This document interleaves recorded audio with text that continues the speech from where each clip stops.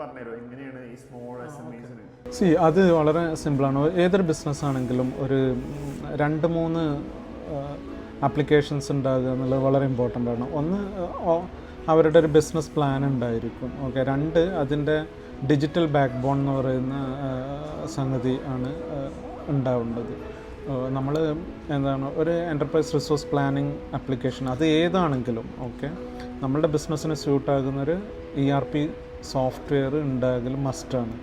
അത് വളരെ രണ്ടാമത് ഉണ്ടാവേണ്ടത് വെച്ചാൽ നമ്മളുടെ ഇപ്പോൾ ഒരു CRM software, customer relationship management, അത് നമ്മളുടെ ലീഡ്സ് വരുന്നതും എല്ലാം ട്രാക്ക് ചെയ്യും, നമ്മുടെ കസ്റ്റമേഴ്സിൻ്റെ ഫീഡ്ബാക്ക് എല്ലാം ഇൻട്രാക്ഷൻസും കണക്ട് ചെയ്യുന്ന ഒരു ആപ്ലിക്കേഷൻ ഉണ്ടാകുന്നത് ബെറ്ററാണ്.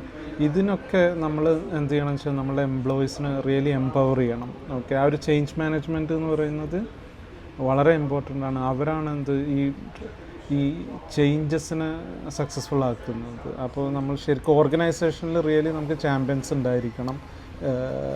പാഷനേറ്റ് ആക്കിയിട്ട് മാറ്റണം നമ്മൾ അവരെ. അങ്ങനെ ആകുമ്പോഴാണ് നമ്മുടെ ഈ സിസ്റ്റംസിൽ ഡാറ്റ വന്നിട്ടുണ്ടെങ്കിലാണ് നമുക്ക് ആസ് ഒരു ഓണർ എന്നുള്ള നമുക്ക് റിയൽ ഡാറ്റ കാണാനും റിയൽ ഡിസിഷൻസ് എടുക്കാനും കഴിയുക.